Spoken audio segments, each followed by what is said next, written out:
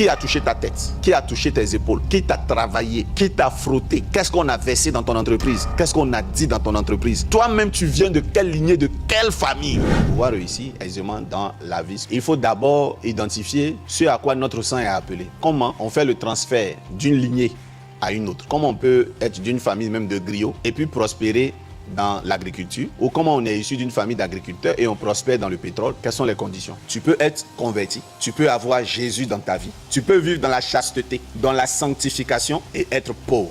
Et ça, plusieurs chrétiens ne sont pas d'accord avec cette théorie, mais on va analyser ensemble. L'une des raisons de plusieurs frustrations dans le corps du Christ, c'est le non-accomplissement. Les gens, ils sont découragés, ils sont fatigués. Nos échecs parfois ne sont pas liés à notre sanctification. Et il y a des gens qui prospèrent à l'église, mais qui ne vivent pas comme vous vivez. Vous vivez trop bien.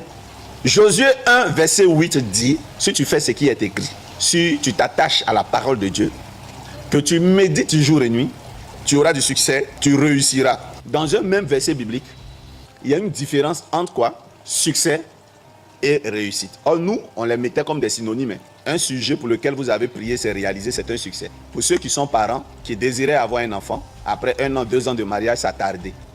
Vous priez et l'enfant naît, ce n'est pas la réussite, c'est un succès. L'enfant grandit, il est en classe d'examen, il a eu son examen, c'est quoi? C'est un succès. Tu peux avoir du succès à un examen et demain être pauvre. Donc tu as eu du succès à ton examen, mais tu n'as pas réussi dans la vie. Le succès s'obtient par les efforts, l'intelligence, le travail, le commerce. Mais la réussite est mystique. La réussite commence quand tu es épanoui, quand tu manges à satiété. Et ce qui reste peut t'aider à faire manger les autres à satiété. Je veux passer du succès. Je veux passer du succès à la réussite. à la réussite. Le premier ou le plus grand investissement que vous devez faire pour réussir, c'est de traiter votre âme. Il faut que Dieu vous épure. Il faut que votre intérieur soit travaillé. Ce n'est pas une affaire de je ne fume pas, je ne bois pas. C'est une affaire de préparation. Qui a touché ta tête? Qui a touché tes épaules? Qui t'a travaillé? Qui t'a frotté? Qu'est-ce qu'on a versé dans ton entreprise? Qu'est-ce qu'on a dit dans ton entreprise? Quel est le symbole de ton entreprise? Quel est le logo de ton entreprise? Quel nom tu as choisi pour ton entreprise?